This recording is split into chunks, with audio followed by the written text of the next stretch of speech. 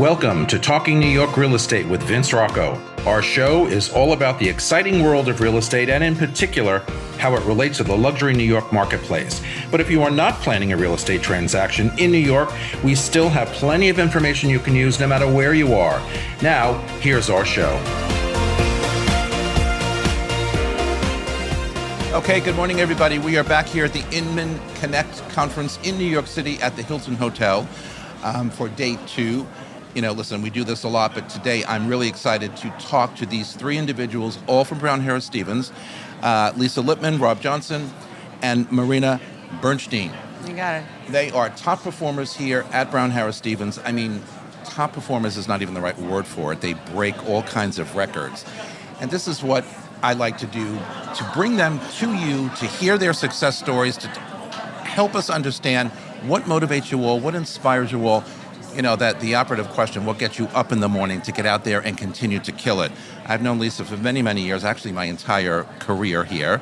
You know, Lisa, you had a year in 2025 that broke all records, including being, the highest, rated agent in 154 years of our history here at Brown Harris Stevens.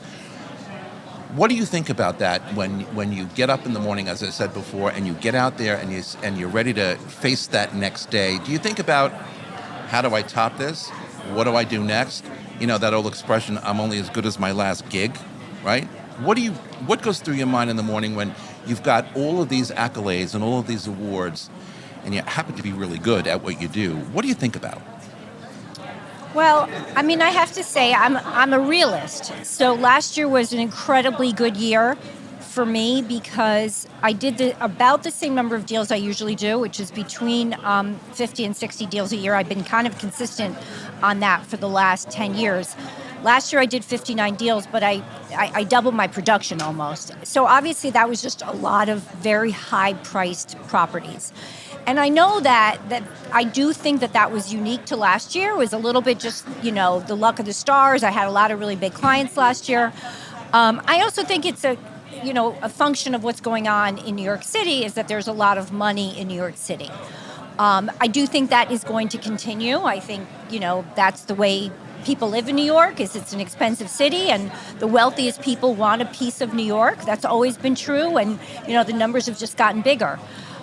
So when I say I'm a realist, I realize that I'm not topping that number. I really don't think I'm topping it, and I don't say that in a discouraged way. I say it in a realistic way.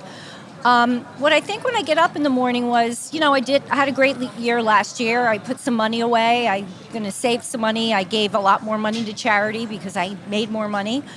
And helping, some people around me a little bit more than I usually do. I hope I have another good year. And honestly, something that my parents taught me and I've instilled in my 3 children is really doesn't matter what you look like or how much money you have. It's how kind you are and how you make other people feel. And I think that if you stay focused on that, your success is good and important because it means that you can put food on the table and help other people. But it's not what makes you who you are. I agree. Rob, you've had the same kind of success. Not only number 1 in Greenwich, Connecticut, which is your typical territory, but this year, 2025, you ended up becoming the number 1 agent company-wide. And we're talking about, 2,600 agents. Same question to you. You're super successful. You get up in the morning, you want to kill it, you want to continue to break records. What do you think about, what motivates you, what inspires you to be better than, as I said before, that last gig? What you really, how do you top being number 1? Being number 1 a second time, right? Or more? Yeah, I think it's an interesting, thank you to Lisa for becoming a team, otherwise it wouldn't have happened. So, that's the first thing. That's true, best team, best... Yeah, she was the best, she was the top Right. agent for a very long period of time. So, I had a similar year in 2019 before the Brown Harris and Halstead merger that was actually more than last year for me. It was a strange time because it was before our market had that COVID bump and carried on with price appreciation. But what it was it was quite a soft market where there was a meeting of the minds on price and a lot of transactional activity, and that might have been the case. Lisa could speak to this more in a more educated way than I can, but maybe that's what happened in Manhattan last year, an element. But I felt after that I put a lot of pressure on myself to do that again, and it wasn't terribly constructive. So I think concentrating on not concentrating on an award or an accolade, I learned pretty quickly that that's not the way to carry on doing it. To just dig down into the kind of core values of what you have as an agent and how you got there is much more productive, and frankly, it's better for your health too. Otherwise, you're on this wheel where it becomes a very negative, stressful process rather than one where the money becomes more of or the commissions become more of a byproduct of that. Yeah, very well said, actually, because we can also find ourselves, regardless of what level of success we find in our whether industry. It's like I want to do 10 million a year or Right. 200 million a year, it's the same thing. If you're putting that on yourself, it can become Very stressful. It can become stressful and negative. It affects your quality of life and everyone around you. Absolutely. Marina, so we just met today for the first time, but I've heard about you, of course. You landed in the top 10 this year, again, company-wide, doing lots of business. In 2025, and I love this piece of the story, you were preparing to become a mother for the second time. How on earth do you prioritize your day, knowing your success behind you, wanting to be better in 2026, dealing with becoming a mom again? What goes through your mind? Just to correct you. Last year when you my woke up. first time being a mom. Oh, your first time, I'm sorry. My first time being a mom. I was pregnant with twins. I had a Oh, that's right, twins. Twins, There you yeah. go. I had a very high risk pregnancy. Even more significant. Where I was seen by my doctor 3 times per week throughout the entire time. So I was holding my breath all the way to the end. In many ways, work kept me sane and distracted from all the turmoils that were going on throughout my pregnancies. Like, at some point throughout the year, I was working in the most exciting deals of my career. And coming from a professional sports background, I learned at a very young age to be extremely hard worker, focused, dedicated, and not finding excuses of why I can't do things and why I can't show up, unlike the other way around, why I can do things. And I truly, truly love my job, and I really enjoy it, and it does never feel like work to me. Just to give you an example, I had a small wedding ceremony a year and a half ago of 25 people, including family, and 6 out of 25 guests were my clients, because they become a long-term relationships 100%. and one of my best friends. 100%. Yeah, That's the way it should be. yeah. Okay, so each of you, Lisa, each of you have had a front row seat to multiple different types of markets in your career, in our careers, ups, downs, different cycles, right? How would you characterize your market right now in 2026 in a sentence or two? I think the market's extremely efficient. We have complete transparency on where things trade, how long things are on the market, and buyers educate themselves a lot before they purchase. So in order for the market to work well, sellers have to be educated and listen, because then they will make deals with buyers, and I don't see that changing. Rob, what about you? What is the current marketplace in your territories showing you this year? I looked last week. Our inventory levels have been getting tighter and tighter in the last couple of years. 2021, to a degree 22, there was a lot of transactional activity with people that had been waiting for a half-decent market for a pretty substantial period of time. Our last high watermark was around 2006, 2007. So it was a pretty protracted flat down market for a long time. Once that inventory had gone through the system, we started tightening up. The last 2 years, I looked at the end of January for a year-on-year, just a quick snapshot on inventory, and it was just under 100 single-family listings in a town of 70,000 people. In 24 and 25 in January, it's pretty much two listings different. I looked last week and it was 66, which is pretty scary because we still have a lot of demand coming from the city and an increased amount, especially on the high end, of out-of-state buyers. That would imply that we'll probably get to just over 200 listings on by the middle of spring, and I would say balance is around 400. And historically, as context, back in 17, 18, there might have been as many as 800. Okay. So it's still it's pushed prices up gradually year on year, and a couple of early deals. It's always difficult to tell in January and February. Starting to get an idea in February. The more liquid price points that I've seen this year have had a pretty quick response and gone over ask. The caveat to that is that if an owner either gets bad guidance or chooses to cherry pick on an anomaly comp, and they price 10% over, they will be surprised to find out that very few people will look at their house and no one will offer on it, even if it's 10% over what the buyer base thinks is fair market value.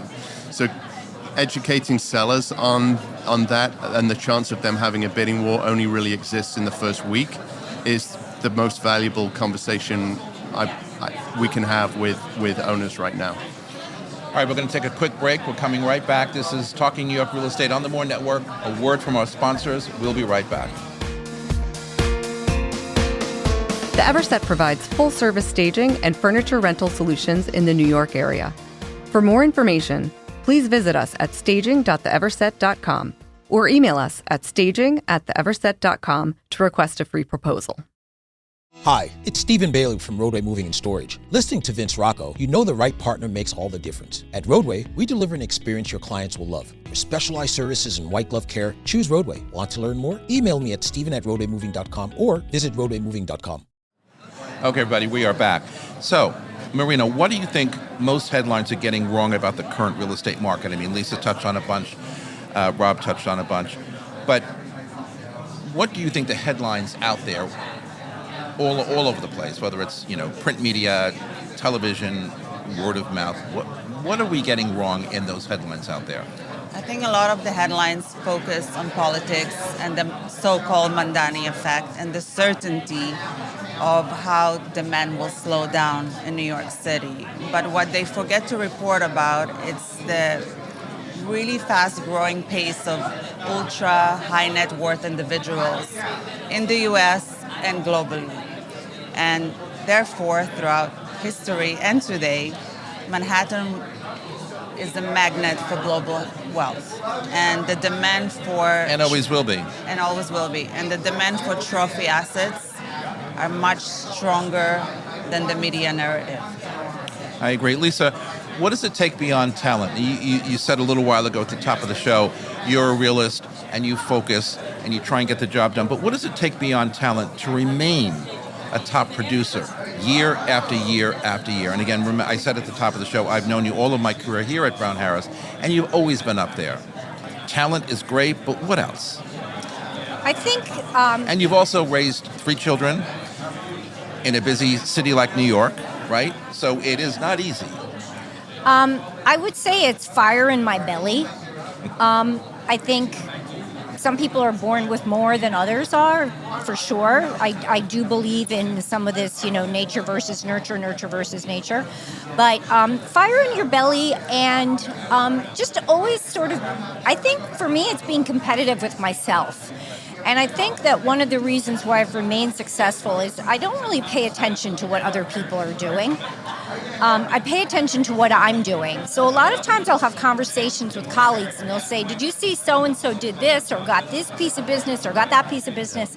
And I always think to myself, I don't really let that noise get in my way because I just want to be better myself. So like once in a while, when I don't get a listing and I see who it goes to, I question myself as to why that person was chosen, maybe what they did that I should be doing. I always look towards myself again, and that encourages me every year to be nervous in January about the coming year and work hard and do my best. Rob, so where are the higher end buyers coming from to your territory in Greenwich or in Connecticut in general? Where are they coming from? Are they coming globally? Are they coming from Manhattan? Are they coming from other states? Where are they coming from and why? There's been an interesting change in the last 18 months, I would say, where I've seen a substantial increase of out-of-state buyers, especially wealthy LA buyers. LA. Yeah, which is strange because I'd never interacted for a very long period of time. I had a pretty steady flow of people or meeting other people's clients at showings from San Fran. There's always slightly higher correlation with finance there for San Fran. And I had a couple of clients who relocated businesses from San Fran to this area and wanting to be in the suburbs, obviously moving their businesses to New York.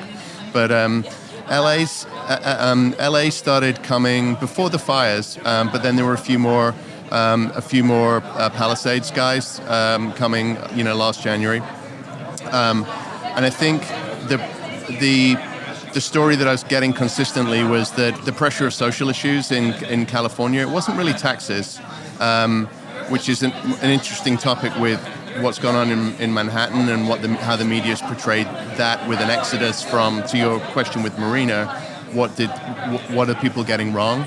If you believe the media about Manhattan, there would 95 North would be a parking lot in December and January, and to the extent where it had sellers saying, "Where are these guys? Where's the bidding war?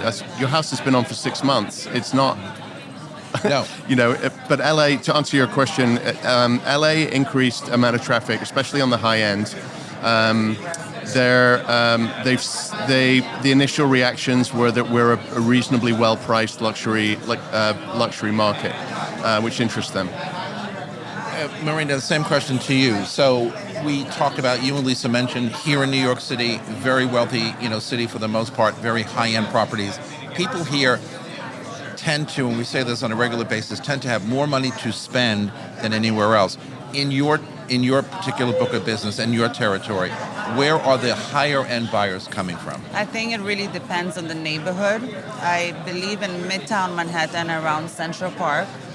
You see a lot of buyers from Europe, Middle East, Asia. They still tend to want to be or see Central Park from their apartments, right? Right now, currently, I'm working... That proverbial view. Exactly.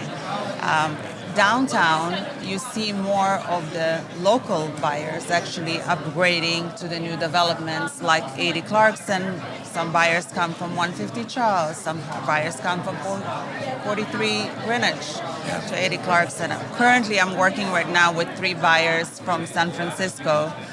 They're searching in downtown Manhattan. And it's not their main residencies. It will be their second, some third.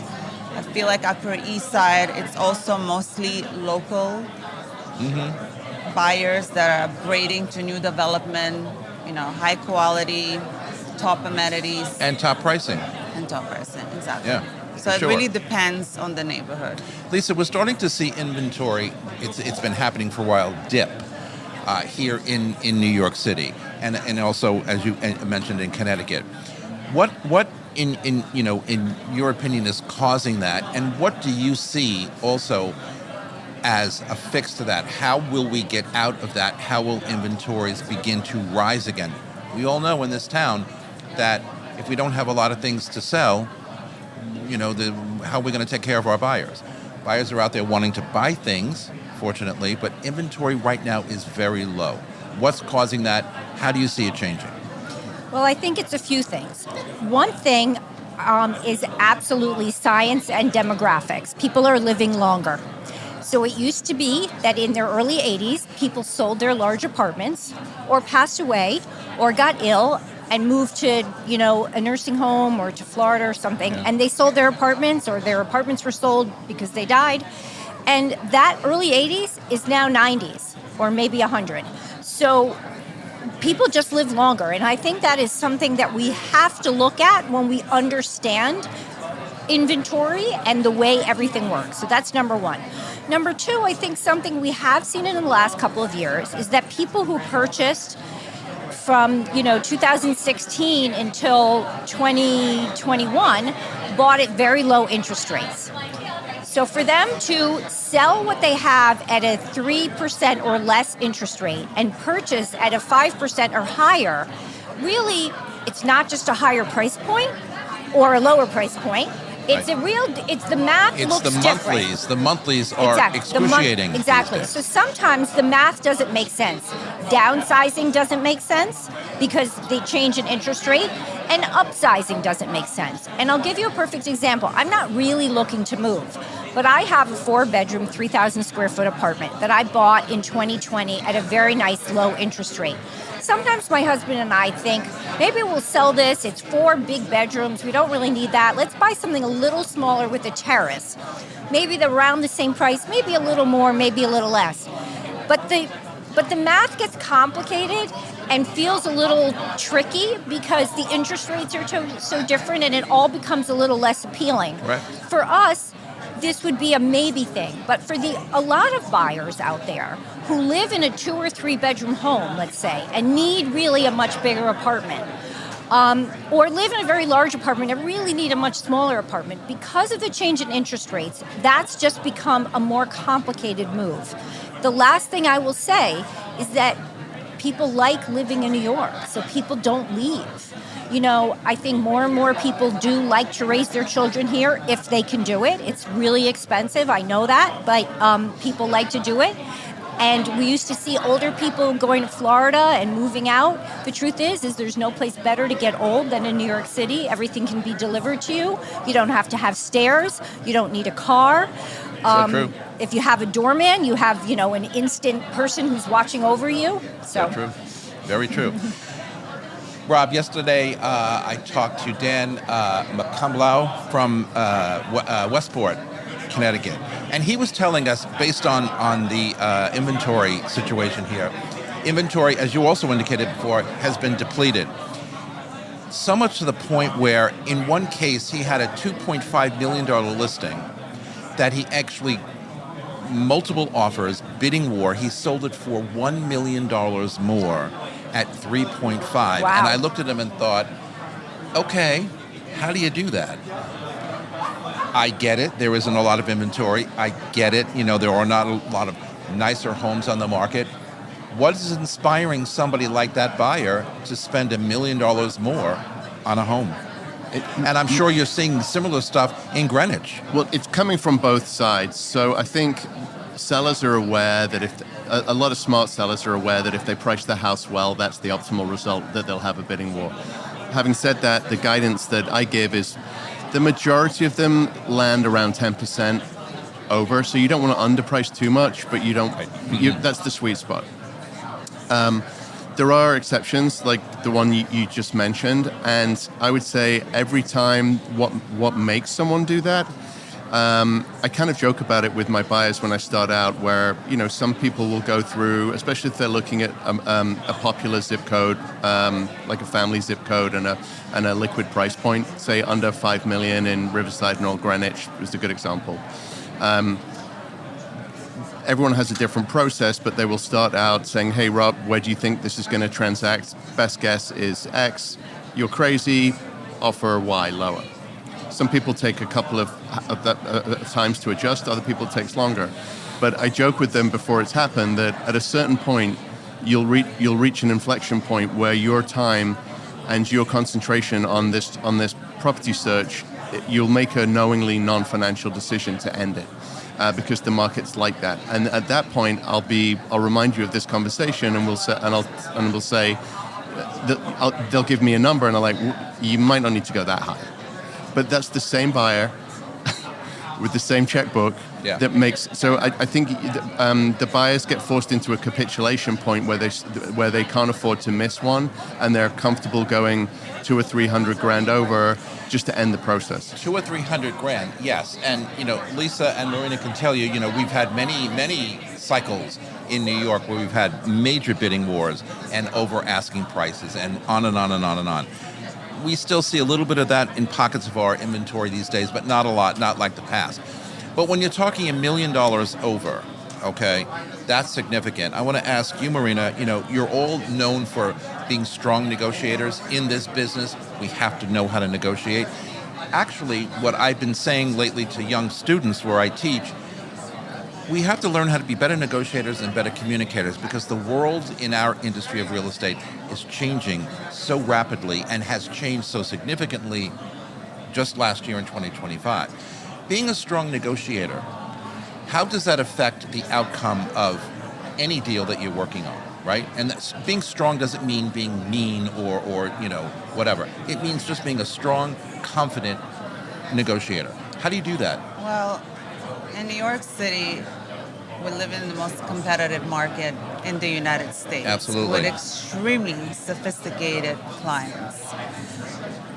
Being a strong negotiator, you have to know the market value, right? Exactly. And you have to understand the value of the asset that you are selling. You have to understand what it's worth today, what it's worth 5 years from now, Value. and 10 years from now. I'll give you an example. I sold an apartment in Tribeca for $11.5 million. Less than 2 years later, I just sold it again for $15.2. When I priced that apartment, I invited top brokers from the neighborhood to come and view it. Everybody told me I was crazy. Nothing in the building sold over $2,800 per foot. I priced it at $4,000 per foot. Because I understood in Tribeca, if you want to be in prime North Tribeca, you want a 5-bedroom with nice views and a full amenity building, you're not buying anything under $25 million. Right.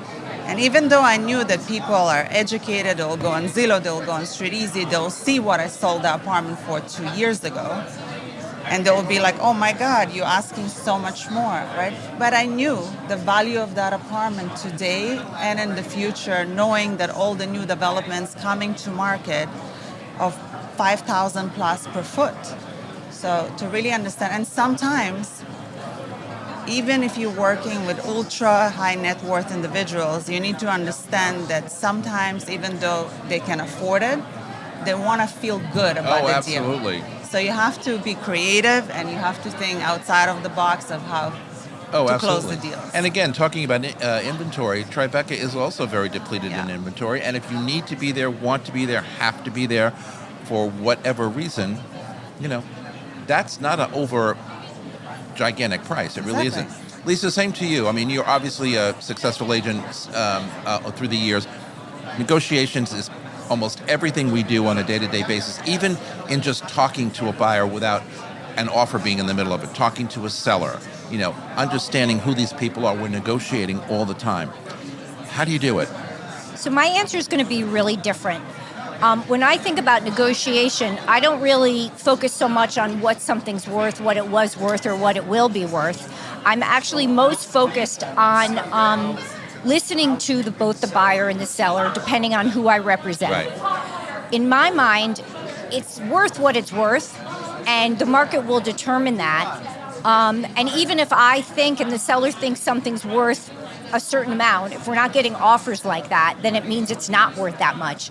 And conversely, if a buyer of mine likes something and thinks it's worth a certain amount, if they can't get it for that amount, at that moment the seller's not negotiable enough, or maybe perhaps somebody's willing to pay more, or maybe the deal's just not happening.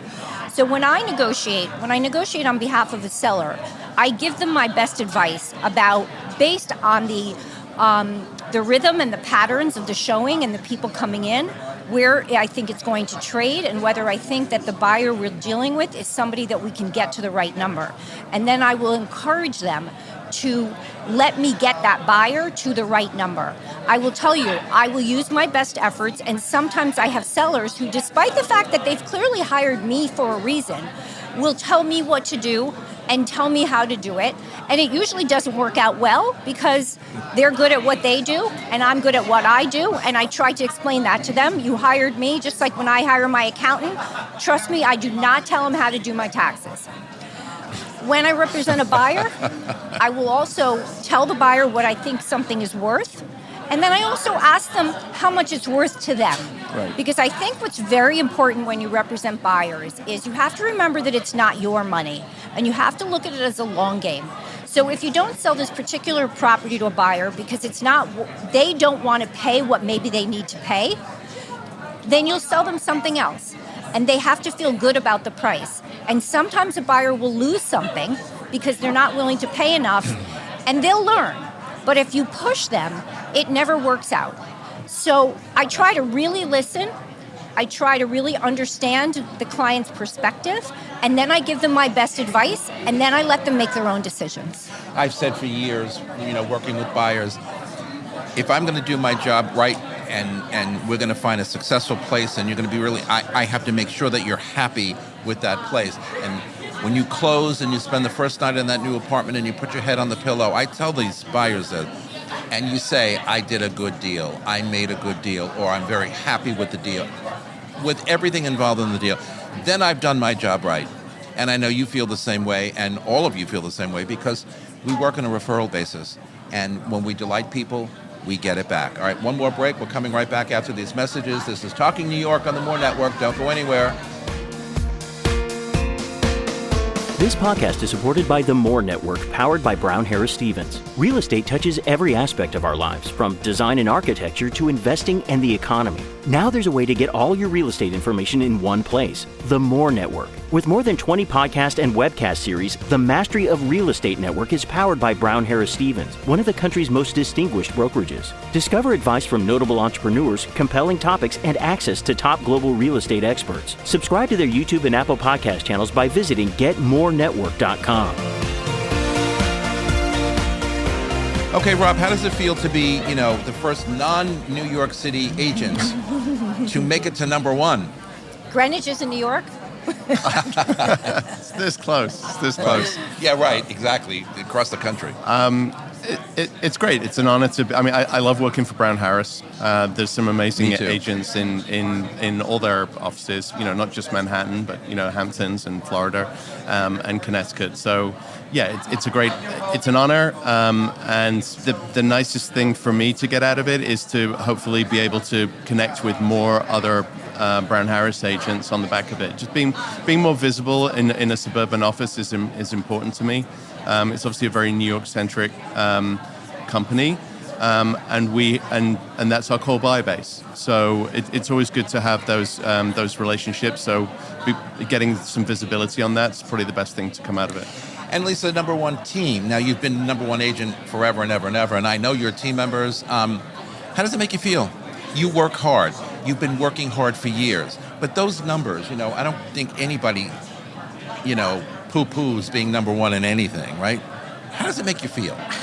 I mean... Or your team members also. Okay. Right? I feel very lucky that I have a good brain and that I'm able to be successful at something. I feel very lucky that I have great people that I've had working with me for a long time. Scott Moore's worked with me for 25 years. Very long time. Mark Rodriguez has worked with me for 18 years. Max Lippman, my son, has worked with me for 6 years. Vic Montgomery's worked with me for 2 years. She was a summer person for me many years ago. I have an admin now for about a year who's delightful. I've had the same driver for 7 years. Before that, I had the same driver for 12 years. So I have a lot of continuity. And I feel lucky that I've been able to, put together a group of people who support me really well. And we work nicely together. And I feel lucky. Yeah, and you do a great job at it. Marina, the same thing for you. I mean, success is wonderful. Achieving, the numbers are great too. But when you think about the success you've had, how does it make you feel? I mean, you've all mentioned it, but when you really sit back and think about, okay, you said before, I love my job. This is one of the best things I've done. That's not going to change. How does it make you feel every day like I'm really successful here? I can really go out and do whatever it is I need to do to get those next deals, to get those next clients, because I know what I'm doing. I don't really think about how successful I am. I'm just, like Lisa said, I also feel extremely lucky to wake up in the morning and do something that I love. I feel extremely, when I stopped playing tennis, I was very lost in a way because I never had a plan B in life. It was plan A all the way or nothing. Right. So I feel really lucky and fortunate to have found something that I love so much that doesn't feel like work to me. I feel very proud when my clients are happy with their investments, happy with their homes, happy with their decisions, and for me to be a part of it. I always say it doesn't matter how successful CEOs, private equity, hedge fund managers are that known as sharks at work and make unemotional decisions, strictly business. I always say when they hire you to find a home, either for themselves or for the family, there is an emotional connection that goes through the transaction. And if they trust you, they almost become emotionally dependent on you and your decision. And it's your job, if there is a partnership, to navigate the partnership, to make sure they're both going to be happy there today and 10 years from now, 5 years from now. Correct. And obviously, and that they made a smart financial decision, but that's one of the most important. You know, as I say all the time, especially when I'm teaching continuing ed to real estate agents, we live in the greatest city in the world, the financial capital of the world, as all of you have indicated. We live in a melting pot. We live in a city with, it's the greatest people business in the world. I mean, you can do real estate anywhere, right? But when you do it in the New York City and metropolitan New York City area, it's unbelievable how intense it can be. You said emotion. There's a lot of drama in our deals. We all know that. But when we think about what we do and where we do it, it's, you know, I worked in corporate America for 20 years before I became a real estate agent, and I thought I was, you know, the bomb. But when you come into real estate, the reward is so much different. It's a personal, one-on-one feeling that we get from our clients, that we give to our clients. If they don't like us and have credibility and trust in us, we wasted our time, we didn't do our job right. Last question, when you look ahead, Lisa, what excites you about continuing in this business and all through 2026? What excites you this year? What do you really want to do this year? I know we don't think about topping numbers from last year and all that stuff, Yeah. but what's exciting about continuing this year? I guess what I get excited about is what I don't see right now. So I know what business I have Right. coming, what's in my pipeline. I know the people I'm working with now, but I'm excited to think that like there are going to be clients and new deals I have that I don't know about yet. And that's going to be fun and interesting and exciting. I always I'm discovering Brooklyn a lot, and I'm really loving it. And I'm seeing it's a really different product type. So having lived in New York since 1986, I've never lived in Brooklyn, and I think I'm like the only Jewish person who has no family that ever lived in Brooklyn. I'm not sure how that happened. So I never knew Brooklyn, except for when I was a lawyer. I used to go to the courthouse in Brooklyn, but that's like the first stop in. So I'm really enjoying learning Brooklyn, and I guess I'm kind of excited maybe to learn more about Brooklyn this year. So if you sold your apartment that you were talking about before, would you move to Brooklyn? I don't think I would move to Brooklyn only because my two grown children don't live in Brooklyn, believe it or not. They live downtown, and I think both of them will end up on the Upper West Side near me. So Good choice. I don't think I'd move to Brooklyn, but I do really love it, and I think that if I was starting out now, I might go to Brooklyn because I completely see the appeal. I've said that many, many years. If I were starting out now, I definitely would do the Yeah. same. Rob, what excites you about continuing your success into 2026? I think the unknown, like the fun stuff that you don't Love even the know unknown. about. Yeah. I was looking back in December on where the business. I kind of do a look back, and like a lot of people do, on where the business came from in 25. And I think last year was kind of an unusual year for me because where the business came from, more than half of it was not even in my pipeline at this time of the year, and it kind of made me think, you know what? That's the cool thing about one of the cool things about this job is that those nice surprises and the clients and guys you haven't met with, and those listings or buyers that you haven't met, and the problems that you're solving that are all sort of unknown. I mean, every January 1 is a zero. But Every January 1 is 0, and I agree with you. The unknown, you know, when something comes to you and it becomes successful, It's fun. It's fun. Yeah. And it inspires me, and I'm sure all of you, to continue to, I say, search for that unknown, right? yeah, the fun all is ways. Exactly. Marina, for you too, the same thing. What is exciting you about continuing your success? You're a brand new mom, twins. So you've got that going on. What excites you about being a mom this year and continuing a very successful career in real estate? Well, being a mom is like so special, and everything I thought about life before, it's not the same. No, it changes for sure. It changes a lot, and watching my girls grow and seeing them being healthy is the most important thing, of course. But about New York City real estate, I always say Manhattan is an island. It's not Paris, it's not London, it's not Tokyo. It's surrounded by water, right? From going from one end on the FDR to another, it takes about 20 minutes. When I moved to New York, meatpacking basically didn't exist. Hudson Yards wasn't even in the pipeline. Chelsea wasn't really developed at the time. And it's just, it's so exclusive. And that's why I think it always attracts so much mega global international wealth. There is only so much we'll be able to develop and build. Correct. And for 2026, like Lisa and Rob said, the most exciting part about our job is like each deal is different, each client is different, and meeting interesting people and helping them navigate through the chaos of New York City is always an honor. The chaos of New York City is always an honor, isn't that a fact? All right, that's all. We ran out of time, but Rob, Lisa, Marina, thank you so much. We all love working here at Brown Harris Stevens. It's a great place to be. We love our industry. Real estate is quite the business. People business, don't ever forget it. Look these guys up, please. Give them business. They are worth it. They're successful. And I will see you next time. Goodbye, everybody. Hi, it's Stephen Bailey from Roadway Moving and Storage. Listening to Vince Rocco, you know the right partner makes all the difference. At Roadway, we deliver an experience your clients will love. For specialized services and white glove care, choose Roadway. Want to learn more? Email me at steven@roadwaymoving.com or visit roadwaymoving.com.